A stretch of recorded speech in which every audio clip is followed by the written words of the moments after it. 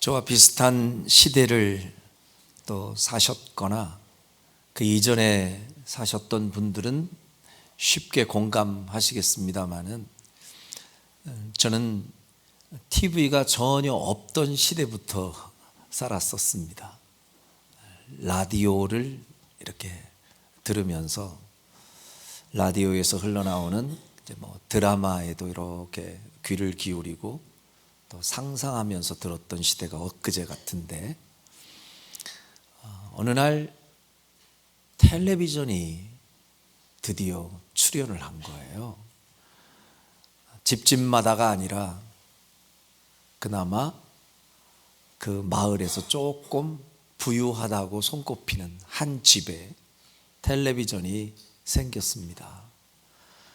그 소식이 온 동네에 퍼지고 이제 동네 사람들 하나하나 그 집에 몰려들어서 아주 조그만 흑백 TV, 아주 조그만해요. 요즘은 85인치 이런 거 나오지만 옛날에 아주 조그만한 박스, 라면 박스만한 그런 TV인데도 너무너무 신기한 거죠.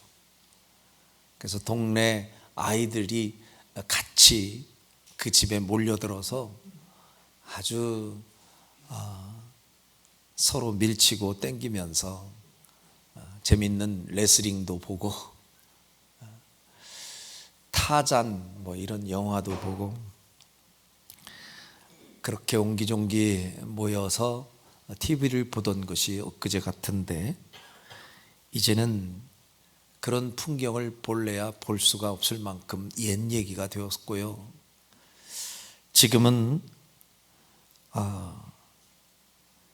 예전에 그 옹기종기 모여 앉아서 식구들 뿐만이 아니라 이웃들도 함께 둘러 앉아 옥수수도 먹고 고구마도 먹고 도란도란 옛 얘기 꽃을 피우면서 그렇게 서로 이웃과 더불어 살던 그 풍경이 옛날에는 낯설지 않은 아주 익숙한 풍경이었는데, 그로부터 불과 40년, 50년밖에 지나지 않은 요즘은 우리가 살고 있는 사람 사는 삶의 모습이 달라져도 너무 많이 달라졌습니다. 이제는 이웃과 함께 정도가 아니라 가족조차도 함께 모여 앉아서 같이 TV를 보는 광경도 쉽지 않은 시대. 이제는 제각기 핸드폰 하나씩 들고 전부 다 자기가 보고 싶은 거 보고 안방, 거실 따로따로 그렇게 많은 사람들이 얼굴을 마주하고 담소를 나누는 그런 일이 이제는 오히려 낯선 풍경이 되고 있습니다. 스마트폰을 보고 TV와 컴퓨터를 대하면서 그렇게 각자 자기만의 그런 이제 그 TV를 보고 영상을 보는 그런 광경이 옛날에는 조금 좀 낯설게 보였거든요. 근데 요즘은 너무 익숙하고 당연한 모습으로 자꾸 느껴져 갑니다. 갈수록 사람을 만날 기회가 점점 없어지는 시대를 우리 모두가 같이 살고 있지 않나 생각하고요. 사람이 해야 할 일들을 자꾸 기계가, 컴퓨터가, 그리고 로봇이 빼앗아가고 있습니다. 자꾸 점점 더 육신적으로는 참 편해졌어요. 버스를 타면 옛날에는 안내양이 다 승차권도 받고 문도 열어주고 닫아주고 기다려도 주고, 근데 요즘은 모든 것이 전자동화가 돼서 기계가 알아서 척척 이제 카드 한 장만 들고 들어가면 본인 그 기계가 알아가지고 계산도 해주고 할인도 해주고 너무 편해진 세상이죠. 옛날에는 고속도로 타고 나올 때는 톨게이트에서 당연히 서서 표를 주고 계산을 하고, 요즘은 그럴 필요도 없습니다. 하이패스라는 게 있어서 그냥 내 갈 길 쭉 가면 계산은 다 컴퓨터가 알아서 다 해줍니다. 요즘은 웬만한 은행 업무 굳이 복잡한 은행 창구를 찾아가 가지고 기다려가면서 은행 업무를 보는 건 옛 시대가 되어버렸고, 이제는 핸드폰 하나만 딱 들고 컴퓨터 앞에만 있으면 모든 은행 업무 웬만한 건 다 처리합니다. 앞으로는 인공지능이 더 발달하게 되면 이미 지금도 시행이 되고 있는 시점이긴 합니다만은 자율운전, 사람이 직접 운전하지 않고 컴퓨터가 대신 운전을 다 해주는 거예요. 운전자가 아무리 졸고 자도 상관없어요. 내가 원하는 목적지까지 안전하게 데려다 주는 이 시대가 옛날에 꿈꾸던 시대가 아니라 이미 도래했습니다. 그뿐만이 아니라 이 인공지능이 더 발달하고 예를 들어 로봇에 탑재가 되면 이 로봇은 우리 모두가 귀찮아하는 집안의 구석구석에 허드렛 일 다 알아서 척척 해줄 날 얼마 안 남았습니다. 음식 쓰레기 제가 안 버려도 될 것 같습니다. 버튼만 누르면 지가 알아서 하고, 설거지 귀찮은 거 로봇 시키면 되고, 정말 얼마 남지 않았습니다. 그 정도의 일을 감당해 주는 것은 식은 죽 먹기고요. 앞으로는 이 로봇이 우리를 상대하는데 마치 사람이 사람을 상대하듯 우리의 기분을 알아차리고 그 대상이 가지고 있는 그 기분에 맞게끔 이 컴퓨터가요, 이 로봇이 자기가 알아서 대화를 이어가요. 그러면서 그에게 친구가 되어주는 시대. 이게 먼 훗날의 미래의 얘기를 제가 하는 게 아니라 지금 일어나고 있는 일을 얘기하는 거예요. 아마도 우리가 상상하는 것보다 더욱 획기적으로 세상은 더 많이 바뀔 것이고 더 급속도로 변화되어져 갈 것입니다. 그럼에도 불구하고 부인할 수 없는 또 하나의 불길한 예견이 있다면, 그렇게 과학과 기계 문명이 발달될수록 우리 육신은 더더욱 편해져 갈 것이고, 내가 많이 움직이지 않고 그저 버튼 하나로, 아니 요즘은 버튼을 누르는 것도 귀찮아서 말로 명령해도 지가 다 알아서 반응을 해주고 움직여줍니다. 그만큼 우리의 육신은 더 편해져만 가겠지만, 문제는 상대적으로 인간의 마음은 더더욱 공허해지고 메말라지며 고독해져 갈 것이 분명해질 것이라는 사실. 이건 저 혼자만의 불길한 예견이 아니라 모두가 다 그럴 것이라고 예견하고 있습니다.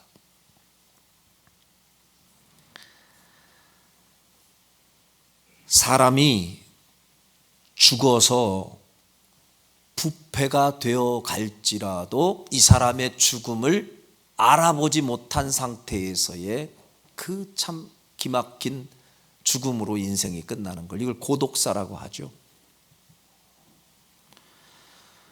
우리나라에도 이 고독사의 비율이 점점 늘어나고 있는 추세인데요, 최근 지금으로부터 5년 전 2019년부터 2023년까지의 통계를 봤더니요, 계속해서 고독사하는 사람의 인원이 늘어가고 있는데, 무연고이면서 고독사로 사망한 사람이 무려 18,000명이 우리나라 사람들이에요. 우리나라 사람들. 그냥 옆에서 이 사람이 죽었는지 안 죽었는지조차도 아무도 몰라요. 그냥 혼자 죽어가는 사람들. 이 우리나라의 현실입니다. 지금도 우리가 살고 있는 이 삶 속에서 수많은 사람과 함께 더불어서 사는 것 같긴 한데 그 군중 속에서 큰 고독을 느끼며 홀로 외로이 신음하다가 고통하다가 그렇게 죽어가는 사람이 날로 늘고 있다는 사실, 우리 기독교인들이 절대로 간과해서는 안 될 사실입니다. 오늘 본문의 말씀은 마치 이와 같은 오늘의 시대를 살고 있는 현대인들의 모습을 반영한 듯한 말씀이 오늘 본문에 소개되고 있습니다. 이미 여러분들은 강도 만난 사람 그리고 그를 도와준 선한 사마리아인 이 이야기를 많이 들었고 잘 알고 계실 텐데요. 오늘 말씀을 가만히 자세히 살펴보면 이 스토리 가운데 등장하는 인물이 여러 명이 나옵니다. 예수님께서 우리에게 주목해서 보아야 할 세 사람, 제사장, 레위인, 선한 사마리아인을 그렇게 언급을 하셨지만 우리가 더 깊이 본문을 자세히 살펴보면 등장하는 인물이 그보다 더 많습니다. 5 부류의 사람으로 구분할 수가 있습니다. 저는 오늘 이 말씀을 통하여서 그들이 누구이며 그 5 부류의 사람들이 누구이며 그들은 어떤 특징을 가지고 있는 사람이며 우리는 어떤 사람과 가장 닮은 사람인지, 그리고 마지막에는 어떤 사람으로 살아가야 할지, 이런 관점에서 오늘 말씀을 묵상해 보려 합니다. 먼저 본문의 이야기 가운데 등장하는 5 부류의 사람, 5 종류의 사람을 열거해 보겠습니다. 자, 여러분이 한번 찾아보는 겁니다. 오늘 본문의 스토리를 아시죠? 이 스토리에 등장하는 인물들. 자, 첫 번째 어떤 사람이에요? 아무나. 강도. 예, 강도 아주 악역이죠. 강도. 나쁜 놈 하나 있습니다. 강도. 또 누가 있어요? 강도가 있으면 강도 만난 사람 있죠. 강도 만나 죽게 된 사람. 이 사람이 있어요. 또 누가 있어요? 그렇죠. 제사장하고 레위인을 하나로 묶읍시다. 비슷한 사람이잖아요. 종교인들이에요. 제사장, 레위인, 종교인들이 있어요. 종교인. 그 다음에 또 누가 있어요? 사마리아 사람이 있어요. 사마리아 사람. 또 한 사람이 있어요. 잘 보세요. 그렇죠. 잘 찾으셨어요. 주막집 주인입니다. 자, 이렇게 5명의 사람들이 등장을 해요. 자, 그러면 이제 한 사람씩 한번 살펴보겠습니다. 이 5명의 사람들이 어쩌면 오늘을 살고 있는 우리 시대 가운데에 이 다양한 현대인들 가운데에 이 5 부류의 사람의 어디엔가는 소속되어 있다는 거예요. 어디엔가는 우리 모두도 같이 소속되어 있을 수 있어요. 그러면 이 다양한 5명의 부류의 사람들이 어떤 특징을 가지고 있는지 한번 말씀을 근거로 해서 살펴보고자 하는데요. 첫 번째는 강도를 만나 죽을 위기에 놓인 사람을 먼저 살펴봅시다. 이 사람은 이름도 성도 잘 알지 못해요. 성경은 그냥 어떤 사람이라고만 얘기해요. 한번 보죠. 30절 시작. 예수께서 대답하여 이르시되 어떤 사람이 예루살렘에서 여리고로 내려가다가 강도를 만나매 강도들이 그 옷을 벗기고 때려 거의 죽은 것을 버리고 갔더라. 강도를 만나서 거의 죽을 위기에 놓인 사람, 성경은 그렇게 이 사람을 소개하고 있습니다. 어느 순간 갑자기 강도를 만나서 큰 죽을 위기에 놓인 사람. 이 사람을 다른 말로 표현하자면 인생 속에서 큰 위기와 시련을 만난 아주 딱한 사람, 있던 것 다 빼앗기고 거반 죽게 된 사람, 다른 말로 말하면 아주 딱한 처지에 놓여서 누군가의 도움이 있지 않으면 자칫 죽을 수도 있을 만큼 누군가의 도움이 절실히 필요한 사람, 이렇게 우리가 표현할 수 있는 부류의 사람들이 우리가 살고 있는 이 세상 가운데 분명히 존재합니다. 그런데 어떤 사람들은 이 본문을 보면서 어떤 사람들은 이렇게 얘기를 해요. 그 사람이 왜 강도를 만났을까? 왜 강도를 만났을까?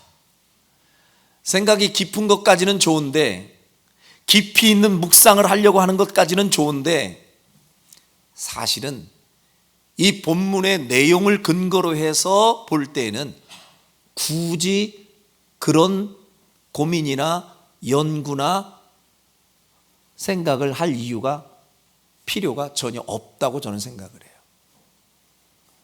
어떤 사람은 이야기합니다.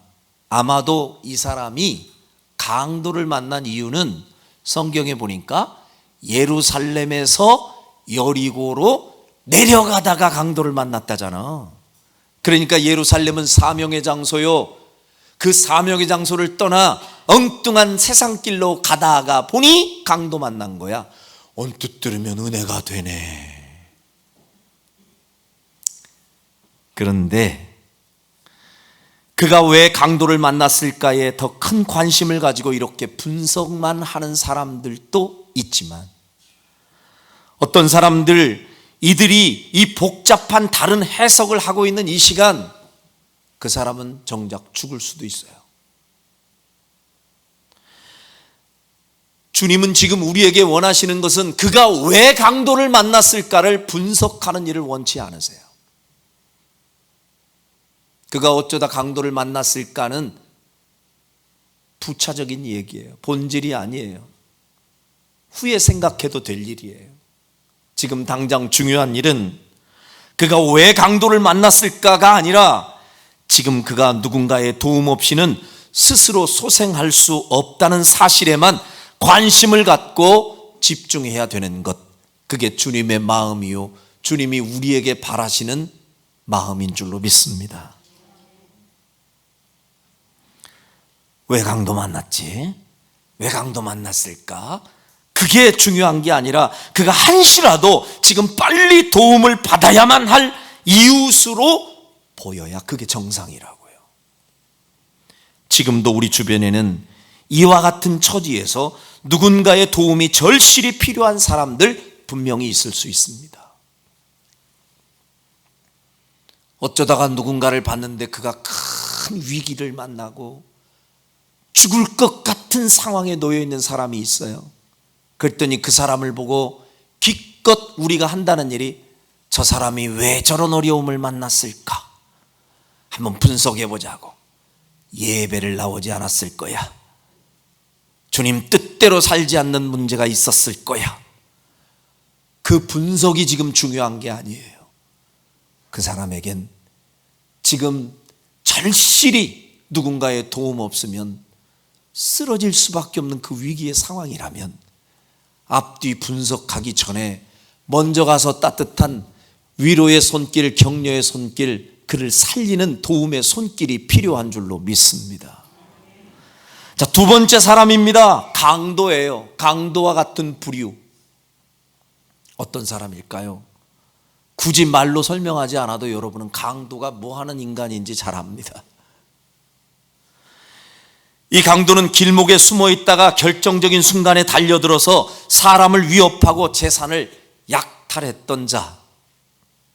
강도는 한마디로 다른 사람을 무너뜨리고 짓밟고라도 자신의 배만 채우면 된다고 생각하는 악한 자입니다. 악한 자.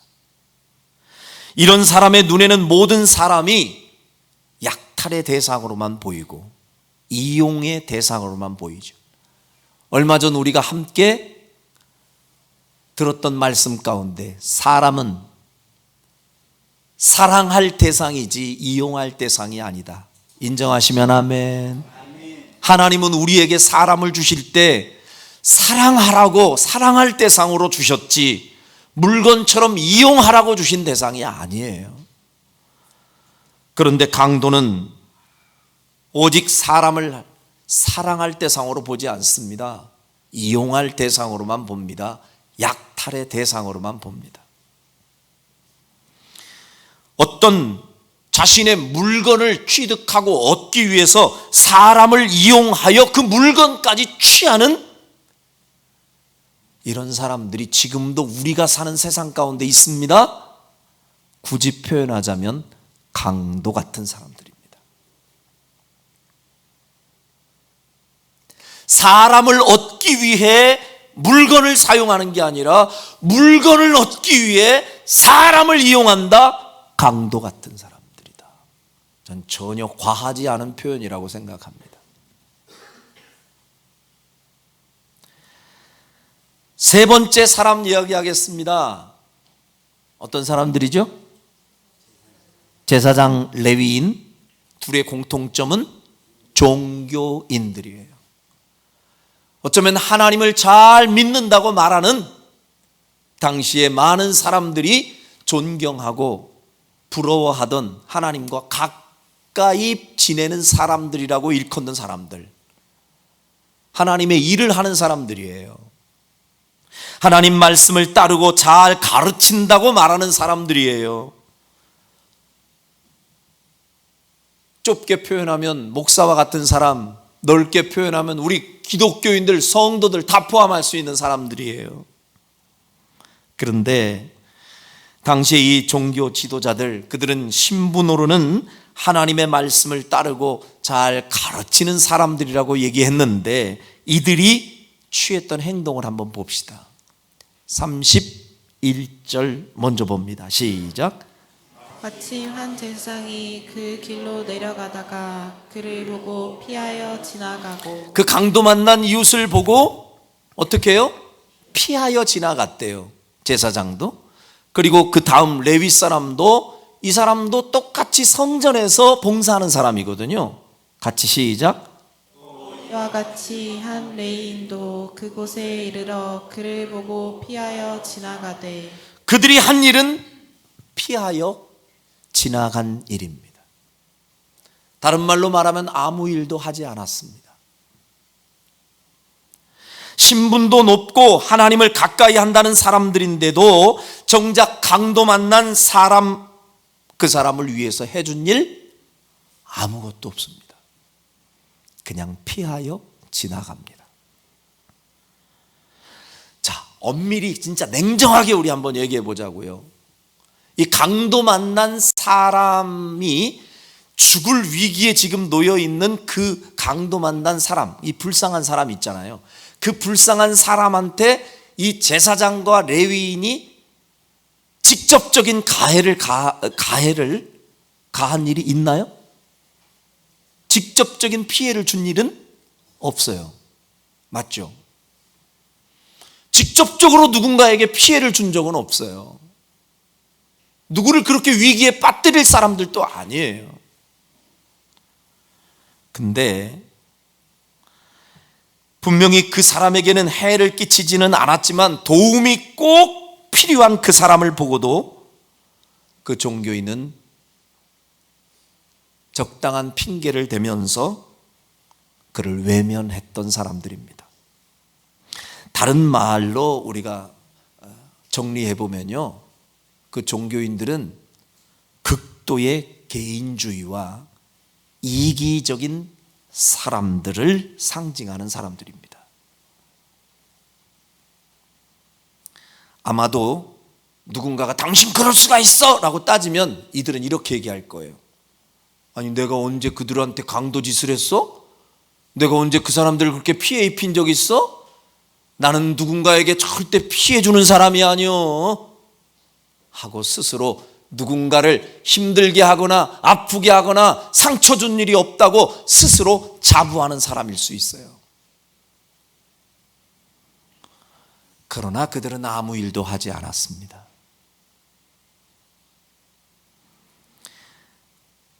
이 사람들은 적어도 자신이 해야 할 최소한의 일조차도 하지 않은 아주 이기적인 사람들입니다. 그럼 뭘 해야 되는데요?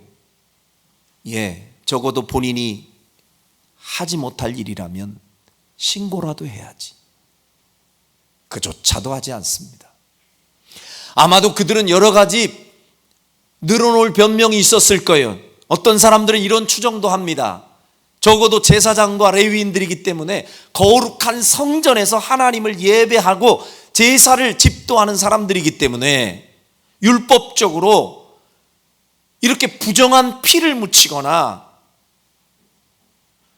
부정한 일에 엮였다가 그 부정한 모습으로 제사하는 것은 하나님이 거룩한 예배당에서 받지 않을 거야. 아마 그런 생각으로 저 일은 딴 사람이 누군가가 하겠지, 나는 이 거룩한 손에 피를 묻힐 수 없어 피하여 지나갔을지 몰라요. 자기 나름대로는 하나님을 생각해서 하나님 앞에 가장 거룩한 모습으로 제사해야 되기 때문에 나는 저 사람을 돌볼 시간도 방법도 없다고 얘기했다면, 하나님의 입장에서 볼 때는 이 모습이 얼마나 모순된 모습이겠냐고요. 하나님을 너무 사랑해서 자기는 취한 행동인데 정작 하나님이 제일 원하시는 일을 외면하는 일이거든요.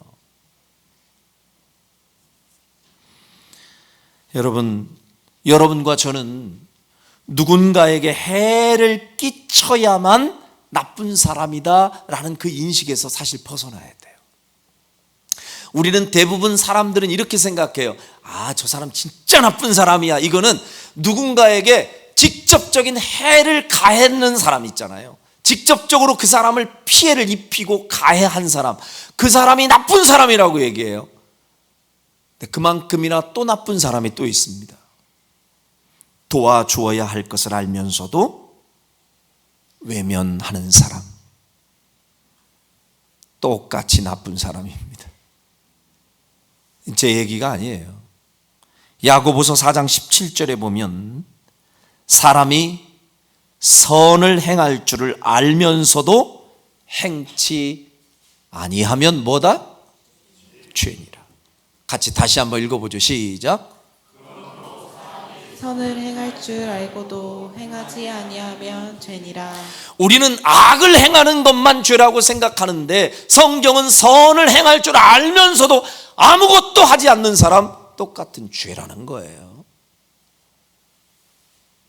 지금 종교인들은 바로 그런 죄를 범한 부류의 사람들, 극도의 이기적인 사람들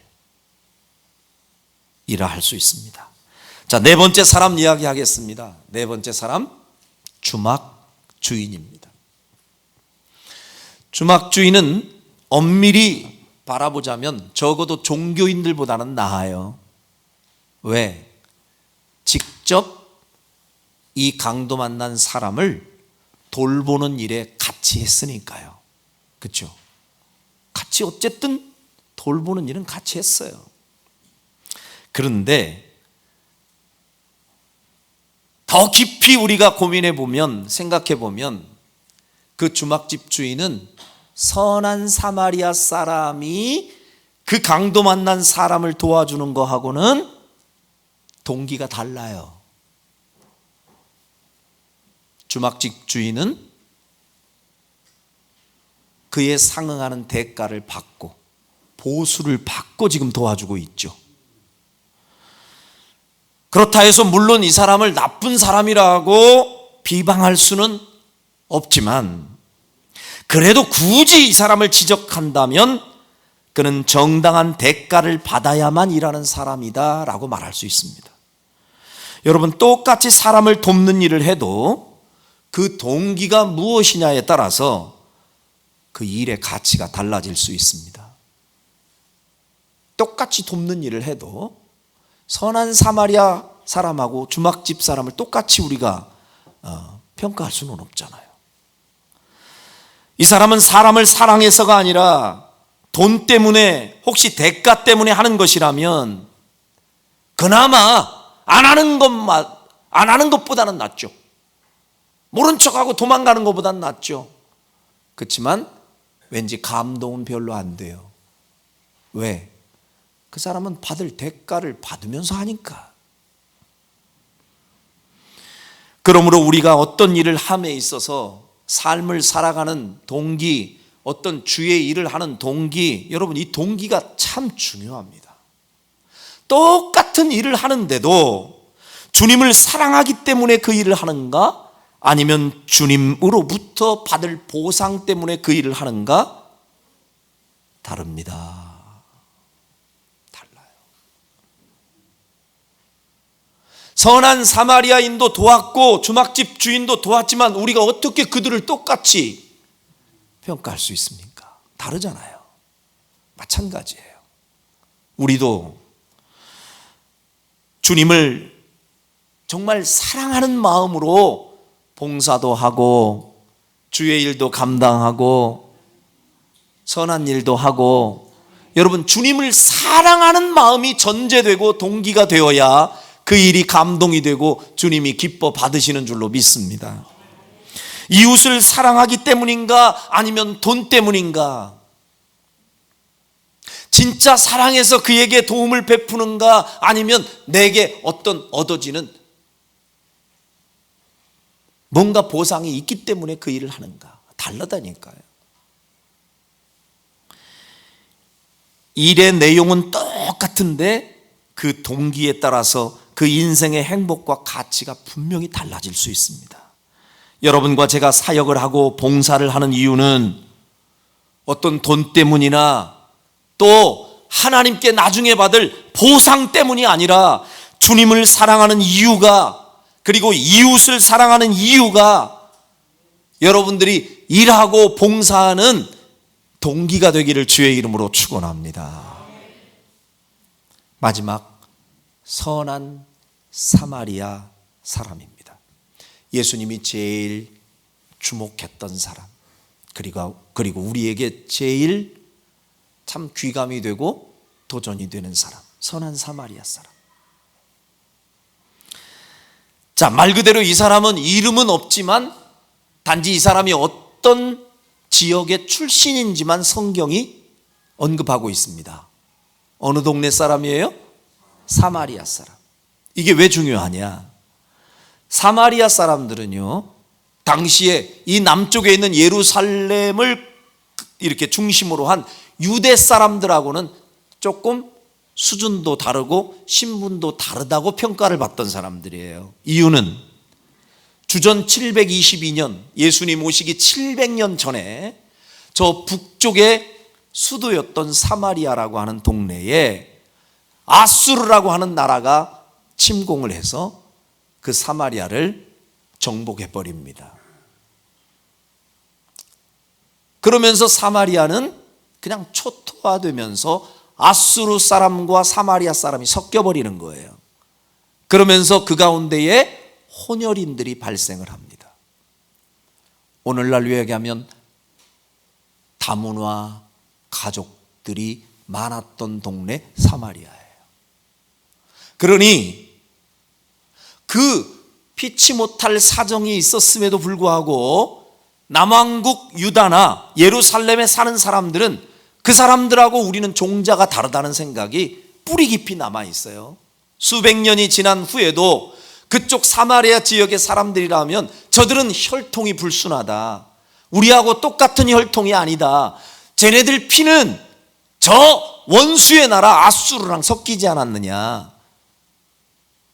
그래서요, 유다 사람들은 사마리아 사람과 같은 사람을 이방인 취급하고, 심지어 더 격하게 표현하면 개처럼 여겼습니다.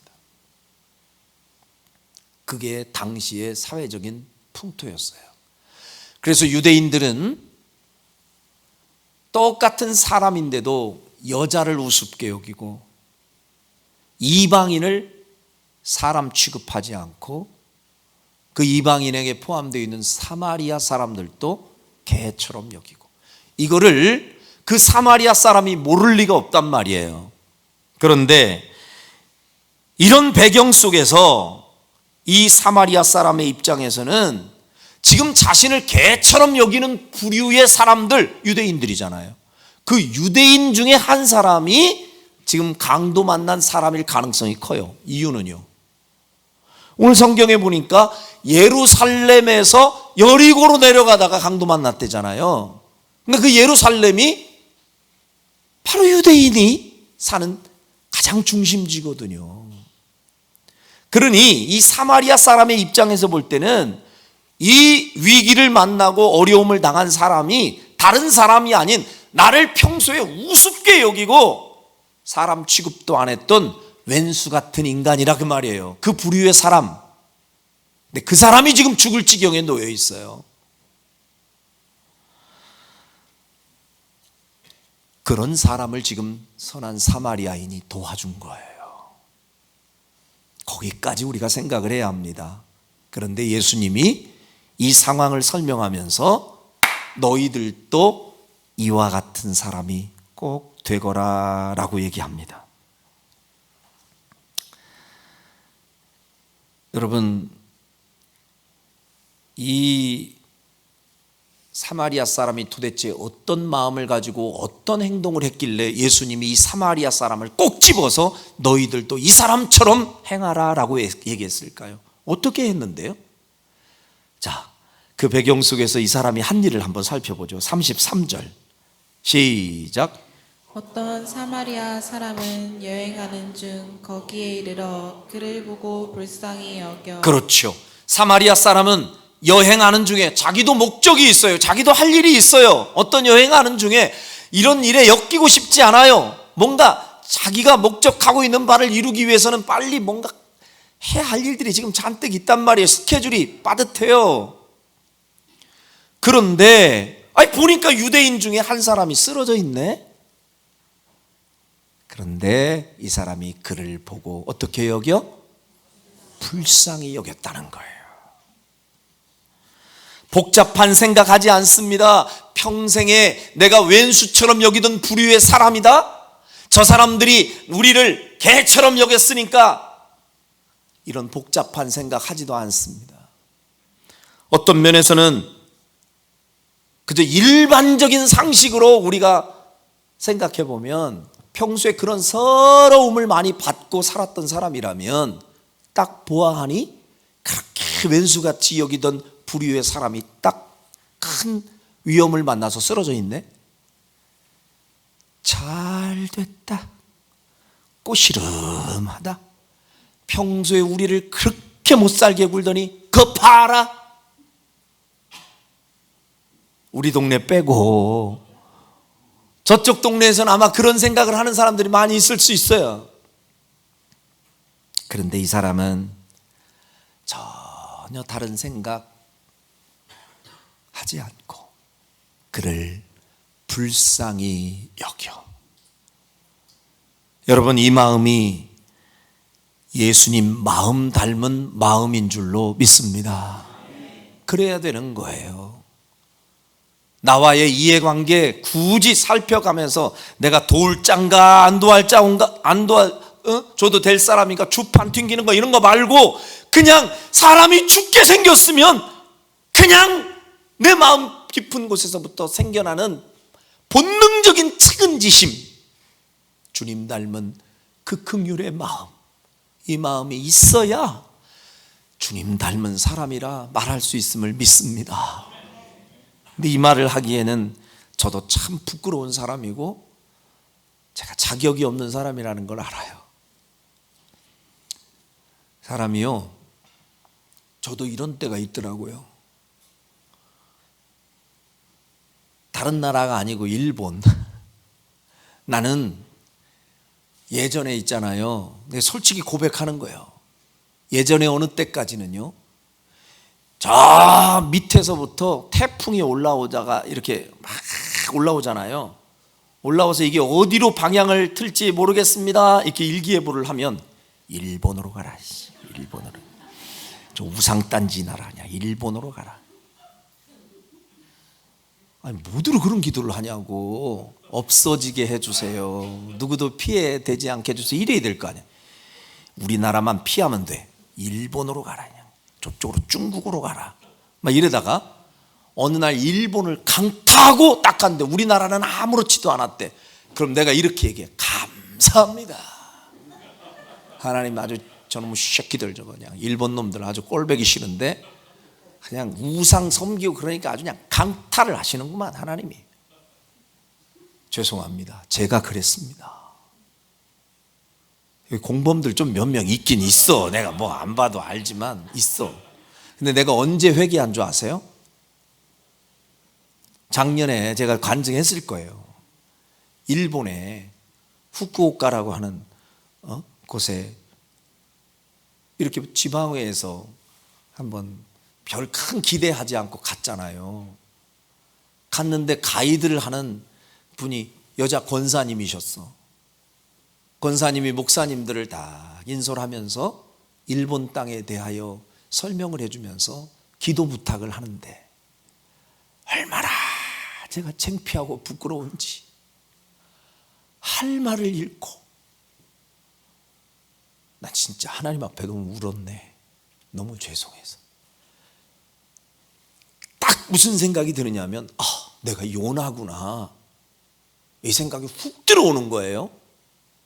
왜냐하면 하나님이 요나에게 요나야 저 니느웨에 가서 이 땅이 멸망할 것이라고 복음을 전하거라. 주의 말씀을 선포하라. 요나가 엄청나게 가기 싫어했잖아요. 왜? 이유가 뭐였을까요? 딱 일본 같은 나라였거든요. 왜냐하면 과거의 아수르의 수도거든요 여기가. 그런데 우리나라를 그렇게 힘들게 하고 괴롭게 했던 그 원수의 나라가 멸망한다는데 그냥 멸망하게 내버려 두지 뭐하러 거기 가서 회개하라고 소리를 외쳐. 그러니까 니느웨에 안 가려고 했어요. 근데 하나님 막 고레배 속에다가 확 넣었다가 뺐다가 막 정신 차리게 하니까 좋은 마음으로 간 게 아니라 요나가 코 꿰가지고 진짜 어쩔 수 없이 내가 간다 해가지고요 마지못해 복음 전했다는 게 마지못해. 그러니까 설교를 좋은 마음으로 진정성을 담아서 설교해야 되는데 이렇게 마지못해 설교하는데도 은혜 될 사람은 또 은혜 되더만. 그렇게 설교했는데도 니느웨 사람들이 다 회개했잖아요. 나도 요나처럼 설교해볼까? 이 사람이 인상 쓰면서 했거든. 여기는 곧 멸망할 거거든. 그러면서 막 자신 있게 선포를 했는데 그 니느웨의 모든 백성들이 가축까지 전부 다 막 베옷을 입히고 대대적인 회개 운동이 일어나니 하나님이 뜻을 돌이키사 니느웨를 멸망시키지 않기로 작정하신 거예요. 할렐루야. 하나님의 은혜가 임한 거예요. 그럼 이걸 기뻐해야 되잖아요. 감사해야 되잖아요. 근데 요나가 성질이 나는 거예요. 하나님 이게 뭡니까? 나보고 내가 거짓말쟁이에요. 거짓말쟁이 되는 거 아닙니까? 이런 나라를 왜 가만히 놔둡니까? 막 성질이 났어요. 성질 내다가 지쳐가지고 박넝쿨 밑에서 한숨 자는데 하나님이 이 박넝쿨을 그냥 벌레 하나가 와가지고 갉아먹어가지고 그냥 박넝쿨이 이 이파리가 똑 끊어지게 만들었어. 그러니까 막 떼약볕에서 얼마나 뜨거운지 가뜩이나 승질나 죽겠는데 이 요나가 성질을 더 냈어요. 진짜 하나님 주의 일을 하는데 주의 종한테 이 뜨거운 이 그늘을 태양빛을 가려줄 수 있는 그 나뭇잎 하나를 그렇게 보존을 못 해주시고 그냥 진짜 너무하시는 거 아니에요? 막 이렇게 짜증을 냈다니까 이 요나가. 그랬더니 하나님이 야 요나야 잠깐 있다가 사라지는 그 박넝쿨 하나도 너 그렇게 아까우냐? 이 땅에는 좌우를 분변조차 하지 못하는 12만 명의 영혼이 있다는 걸 모르느냐? 그게 더 아깝지 않더냐? 이 음성을 딱 주셨거든요. 제가 일본 땅에 갔는데 그 생각이 나는 거예요. 야 김 목사야, 이 땅에 존재하는 구원받아야 될 영혼이 안 보이냐? 그 과거의 트라우마, 역사적인 아픔, 그 생각과 편견을 가지고 이 땅은 싹쓸이 해버리고 태풍이 와도 그리 가야 되고 어디서 그런 생각을 하고 앉아 있느냐고. 제가 얼마나 아픈 부끄러운지. 그 권사님은 평신도 권사님이신데 그 일본 땅의 영혼들을 끌어안고 눈물로 기도하고 있더라고요. 제가 회개했어요. 지금 선한 사마리아 사람은 평소에 나를 왼수처럼 여기던, 나를 우습게 여기던, 나를 초라하게 만들던 왼수 같은 나라의 사람 잘 됐다가 아니라 긍휼히 여기면서 거기에서 끝나지 않아요. 생각만 불쌍히 여긴다고 다가 아니에요. 34절 초반에 보면 가까이 가서 그리고 그를 돌보아 주었다 이야기합니다.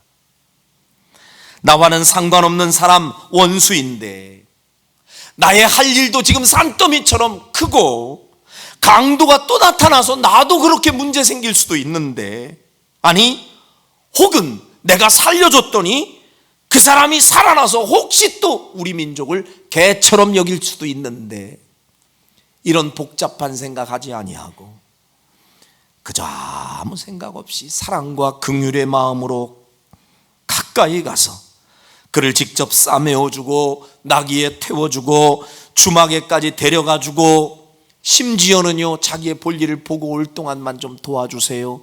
그리고 혹시 비용이 모자란다면 내일 내가 와서 다시 줄게요. 이런 사람이 어디 있어요?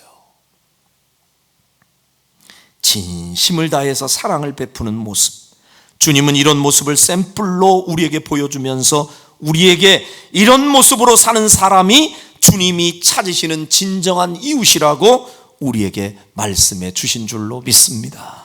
36절 주님이 이 질문을 던집니다. 시작. 내 생각에는 이 세 사람 중에 누가 강도 만난 자의 이웃이 되겠느냐? 주님이 말씀하시는 이 세 사람은 제사장, 레위인, 선한 사마리인, 이 세 사람 중에 진짜 진정한 이웃이라고 말할 수 있는 사람이 누구냐 묻습니다. 바로 사마리아 사람이라고 주님이 꼭 집어서 우리에게 샘플로 보여주며 너희들도 가서 이와 같이 하라. 아멘. 마지막 한 가지 더 할 교훈이 있습니다. 누군가를 도와줄 때는 조건을 걸지 말고 도와주라는 겁니다. 아멘. 이 선한 사마리아 사람이 그랬거든요. 이 선한 사람은 강도 만난 이웃을 도와줄 때 어떤 조건을 걸지 않았어요. 당신 내가 살려줄 테니 살아나면 나중에 우리 사마리아 사람을 한 번이라도 당신의 입에서 개무시하고 이러면 죽어. 그렇게 할 거야 안 할 거야? 그렇게 안 할 거라고 하면 내가 도와주고, 이런 거 없었어요. 아무 조건을 걸지 않아요. 당신 내가 이렇게 도와줄 테니 훗날에 낫고 나면 나한테 몇 배 보상해 줄 거야. 조건 걸지 않아요. 누군가를 도와줄 때는 조건을 걸지 않고 무조건으로 도와줘야 그게 진짜 도움인 줄로 믿습니다. 기독교인들이 특히 조심해야 할 일 중에 하나가 바로 이거예요. 심지어 우리는 전도해야지라는 생각은 좋은데 이렇게 얘기할 때가 있어요. 당신 예수 믿으면 내가 도와줄게. 내가 예수 믿으면 도와줄 거야. 어때요? 언뜻 들으면 전도용으로 괜찮은 용어 같아? 꼼짝없게 만들어. 당신 예수 믿으면 도와준다니까? 어떻게? 교회 오면 내가 한번 도와주고, 안 와? 못 도와주지. 자, 근데요 진짜 정말 누군가가 도움이 필요하다면 그 조건마저도 달지 말고 그냥 도와주시길 바랍니다. 왜? 상대가 아무 계산 없이 진정성을 가지고 당신이 예수를 믿든 안 믿든 내가 당신을 도와주겠어 하고 도와주면, 그 사람이 먼저 그 사랑을 받고 감동을 받고 나면 내가 말하지 않아도 내가 믿는 하나님에 대하여 그 사람이 먼저 관심을 갖게 될 줄로 믿습니다. 그리고 그가 표현하길 당신이 믿는 하나님이라면 나도 믿고 싶습니다. 저는 우리 교회 성도들이 이런 삶을 살았으면 좋겠습니다. 기도하겠습니다.